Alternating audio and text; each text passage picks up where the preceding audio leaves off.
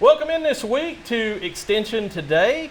I'm Eric Stafford. This is Margie Mansher, and today we're talking about roasted veggies.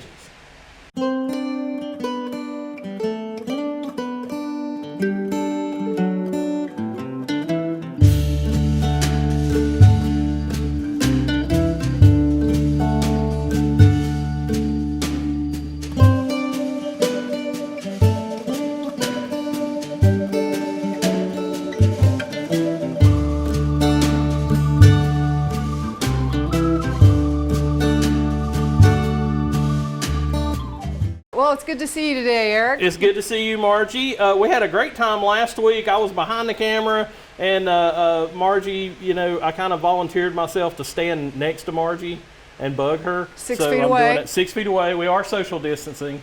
We do have our aprons on, so we're sanitary. We're ready. We washed our hands. We're ready for some veggies. Now, you got something really cool this week. Yeah. So this week, we're, like you said, we're going to roast some veggies. And roasting veggies is a great way to get more vegetables in your diet because they taste great, they're versatile, and they're really easy to prepare. Has anyone ever said to you, you should eat more vegetables? Yes, repeatedly. Probably my doctor, my wife, other folks, yes. So. Well, I've been telling people that for years. And honestly, it's much easier than it used to be. Do you remember the canned food age? Yeah, I grew up during the canned food age. Now, are you talking about canning food at home, or are you talking about like cans that you just bought off of the shelf at the store? I'm thinking the spinach that you get from the shelf in the store. Oh, okay. I remember my mom would buy that and pour it out into a pot and heat it. Yeah. And boy, that was very mushy and not the best spinach experience. Yeah, even when Popeye gets it, it's kind of mushy out of the can. So. Right, yes. It seemed more alluring when Popeye had it. But fortunately, we're not in that age now. There's nothing wrong with canned foods, and some of them, like green beans, I think they're pretty good in the can, definitely. But more fresh vegetables are available, especially this time of year when the gardens are producing. Some people might find they have more vegetables than they think they can eat or have time to prepare. So let's get started. We're going to show how to roast the vegetables, and then I was thinking that I could put together a grain bowl for you. Have you ever had a grain bowl? Not intentionally, but I have. I like them. The grains are. I gotta get used to that, I guess. But the veggies make that taste better. Absolutely. Right? So we'll show you how that can all come together with a lemon maple dressing. Ooh, that sounds good. Yeah. Okay. So what we're going to do is when we're roasting vegetables, we want to make sure that the vegetables are about the same size. So a 1/2 inch to 1 inch. So I've already cut up these vegetables. We have bell peppers, cauliflower, sweet potatoes, and onions. So the reason I chose these vegetables to go together is, number one, I like the color together. We have a variety of colors. And you think about it, you've got the sweet potato, they'll be sweet, have the onion to kind of give that caramelized flavor, and then, the different flavor, the mildness of the cauliflower. Yeah. So do you like all those? I like all those, but I wouldn't have thought of those together. So that's really a cool thing. So. Yeah, you can roast any vegetables you like, really. They're all roastable. Now, one thing to think about is, let's say I had some summer squash, like yellow squash or zucchini.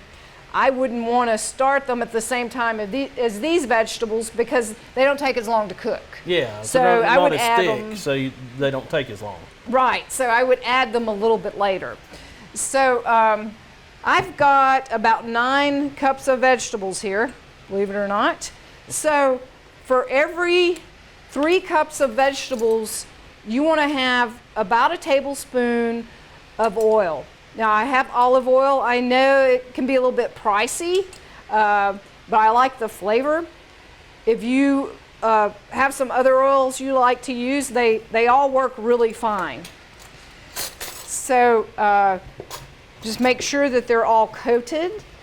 And here's the time you want to add some seasoning. And of course, you've got to have a little salt, right? Just a little bit of salt to bring out the flavor.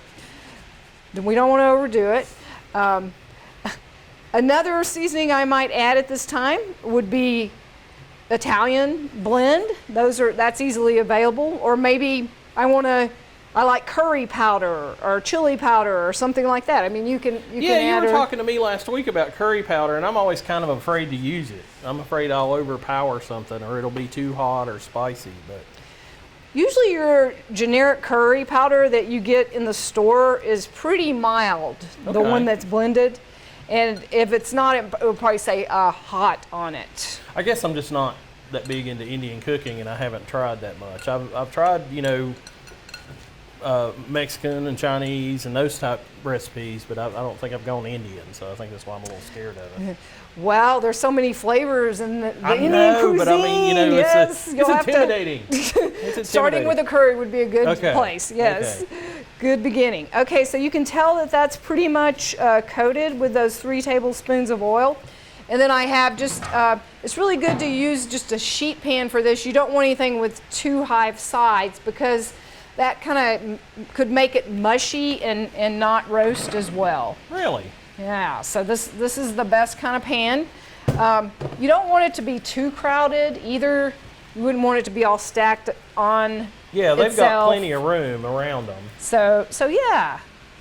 So that is really simple. Yeah, So and it looks pretty. Yeah, Looks the colors are really nice. Yeah. So I have already heated my oven to 400 degrees Fahrenheit. I've seen recipes from 375 to 425. I have too. That's what I was going to ask you because, but 400 is a good number, good round number to do. And I think you can just experiment with your own oven and see what works best for you. That's true. It might cook too fast for you and you can't handle it. You might want to turn it down to 375 or you might want it a little bit higher. Yeah. Now, how long will you cook them at 400? So what I'll do is put them in and stir them every 5 to 10 minutes. Oh, really? And just give them a good stir. And you really just have to check them out and see how they're cooking. Okay. You want them to get kind of a brown and roasted because what happens is the natural sugars in the vegetables caramelized by the dry heat in the oven. And so it gives it this great depth of flavor. Yeah, it's something you can't recreate. It's really good. Is it that or putting them on a grill? It's just, ooh. Yes, it's kind of similar to that actually. So I'm going to go and pop that in. Since we're going to have a grain bowl, what a grain bowl is, where you can take any type of grain that you like. Yeah. So maybe it would be rice. Let's see. Oh yeah, I got my rice here. This is a wild rice blend, which is nice. It's got some white rice, but it's got wild rice and brown rice, so it's got a lot of character. Yeah. And it's not just pure brown rice, because some people, they prefer white, so it's kind of halfway in between. You can mix it up and do something like that. It's more colorful. It is. And another grain that I like is called quinoa, and it originates in Peru, and it's a really nice whole grain. You cook it like rice, and some people like to use that in their grain bowl, or couscous, which is a really fast wheat grain. Couscous you can cook really quick. It doesn't take long at all. Yes, So you just kind of boom. just boil the water, put your couscous in, put the lid on, and let it sit for a few minutes. And don't be afraid of those, because couscous is it's in the market. You go through and you can find it pretty easy, and it's really quick. So and it does really good with the vegetables. So. It does, yeah. Good point. Okay, so we've got our grain. You can have some kind of protein, whatever protein you like. We're going to have a little chicken in ours, but we could have beef, anything left over, and the grain could be left over, which is nice. A good way to have lunch the next day. You have these items. And then we'll have our roasted vegetables, and then we're going to drizzle it with a lemon maple dressing. So this dressing, we start out with olive oil. We have 5 tablespoons of olive oil. And I love freshly squeezed lemons. So do you have one of these deals? No, I do not have one. Well, it really helps you keep the seeds out of your squeeze. And just real simple. Yeah. I love that. And you can always you could use just not fresh lemon juice and get the kind in the produce section in the bottle. Yeah. If you wanted to, but of course the fresh is the best, but the other will work too. So let's see, I need 2 tablespoons of the lemon juice, and that's right at half of a lemon. It makes 2 tablespoons, so that's good. We're gonna put some mustard in that. It's gonna. I love mustard. Yeah. I do. I do it's too. Really weird. Give it a tang, right? Yeah. So I'm using brown mustard. You can use Dijon mustard, any kind of mustard that you like, really. And maple syrup. So then that'll give it a little bit of sweetness. Now this is a maple syrup from Ashe County. Did you know that they actually had maple manufacturing, maple syrup in Ashe County? No. Which is really, it's amazing. It tastes so, so good. So, for some reason, I want to say Vermont. You think of Vermont, maybe, I guess? Yeah, we can get it locally. Yeah, that's great. I didn't know that. It takes so much of the liquid to boil down to that syrup. I can't remember exactly how much it takes to make one of these, but it's crazy. So it's pretty expensive, but I was going to say that's why it's expensive. It tastes so good. Yeah. It doesn't make you feel sick at your stomach like a sweet maple syrup, thick maple syrup might. Now, if you're sitting at home and you just got some pancake syrup, that could kind of do in a pinch if you're desperate. Yes. But that's going to taste so much better. Yes, definitely. It's totally different. Totally different thing. And we're going to put just a little bit of dried dill in here, a half a teaspoon of the dried dill. And I have fresh dill here as well. I could use the fresh dill. It takes about 3 times as much fresh dill as the dried dill. So if you have a recipe that calls for half a teaspoon, then you would use, let's see, a teaspoon and a half, right? Of the fresh. Have you ever made a dressing like this where No, I haven't. That's what I was kind of noticing. I was thinking you were going that route. Yeah, you just shake it up, and you don't need a whisk or anything, and then it's there for storage. Yeah. If you don't use it all, which is awesome. Which if you got some extra canning jars around, you're ready to rock and roll. You are, yes. So another thing is, if you have kids, I've worked with kids making dressing before, and they like to, you say, okay, you shake it 5 times. You can shake it 5 times. Get it all shook up. That's right. They can pass it around. So that looks really nice, doesn't it? So, yeah, it does. So there we are. We have our dressing. Okay, so I'm about ready to put together my grain bowl for you, Eric. I think you're going to love it. Okay.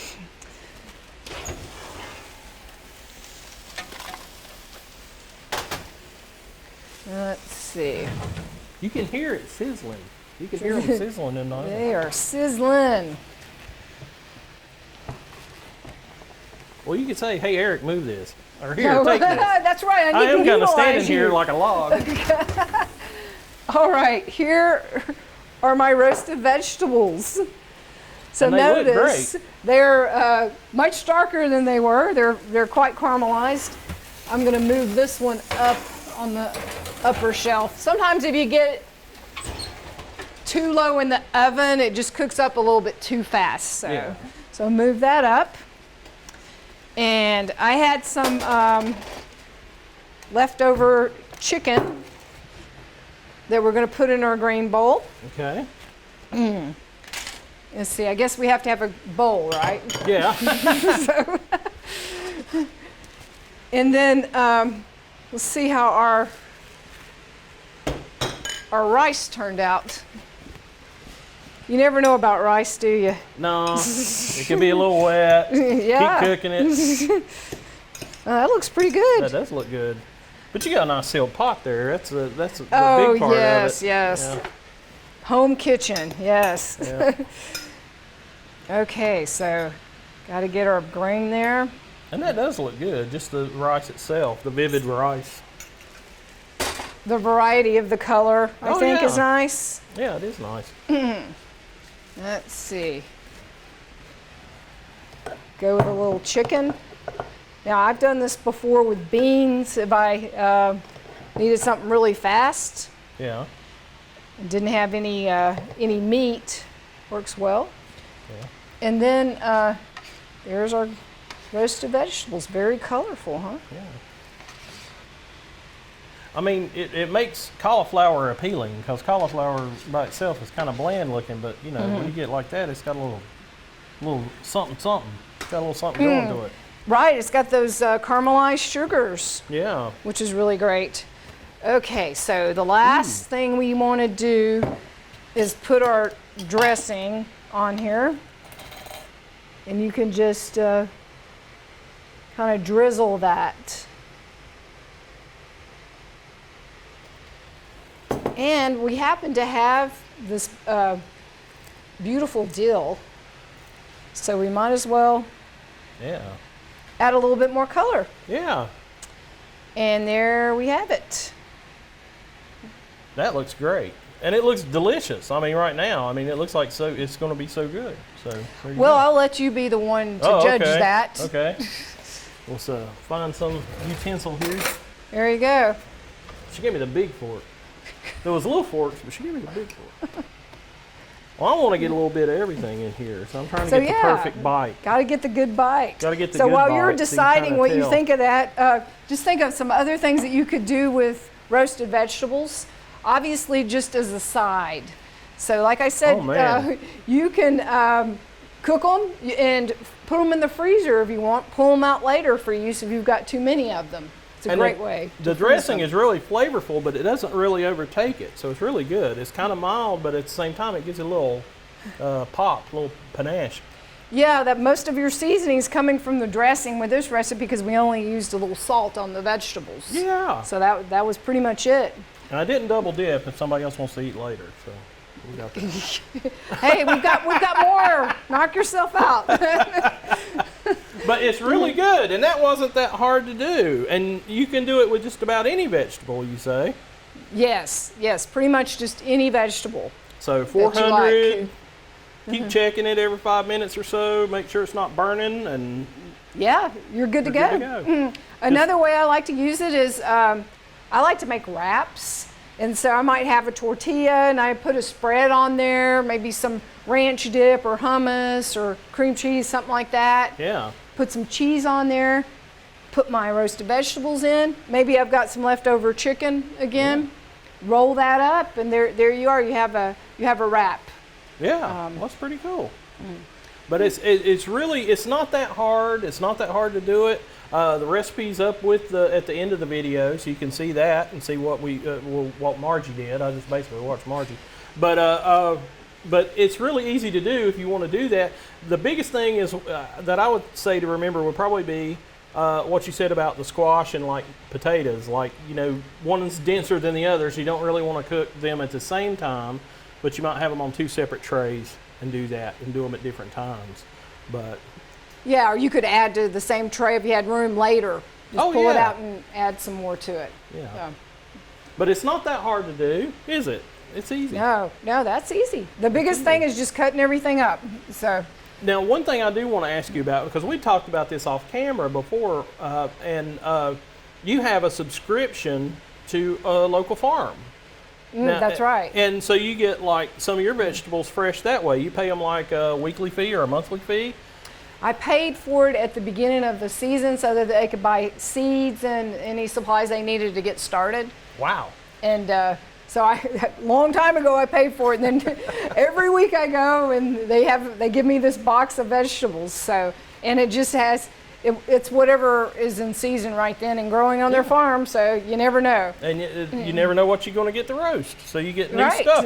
But I'd never considered that, and I had you mentioned that to me, and a friend mentioned that to me, and I just thought that was a really smart way to support local farmers. Yes. So. And the farmer's market. That's another market. really good and way. And then your local farmer's market, I'm sure, is out and about. I know as stuff opens up, things will be, more open. But it's always good to support the farmer's market and see what's out there, because a lot of folks grow stuff local. They do. And I believe tomorrow they'll be out 7 in the morning downtown. They've moved downtown. Okay. So they go get you some new vegetables. I know, right? There is a guy that's there sometimes through the week that comes by, but to see all of them and just be able to walk the whole thing is really cool. To see what all's out there. Yeah, get a good deal. Yeah, and my daughter's always like, get a watermelon. Probably they're a little while before those come out. But yeah, there'll be some out. There's some out, but she will. Yeah, get a watermelon if you're going to get a watermelon. But I appreciate you taking the time to show us this. It was something really simple. Anybody can do it. You can do it. It's going to be great. Just go ahead and grab you some veggies and throw a little olive oil on them and put them in the pan. Yeah, and I'm so happy you got a way to eat your veggies. I know. It's because I'm not that good on that. Yay. I'm getting better. But thank you so much. Yeah, thanks for coming and joining me. All right, and the recipe's coming right up.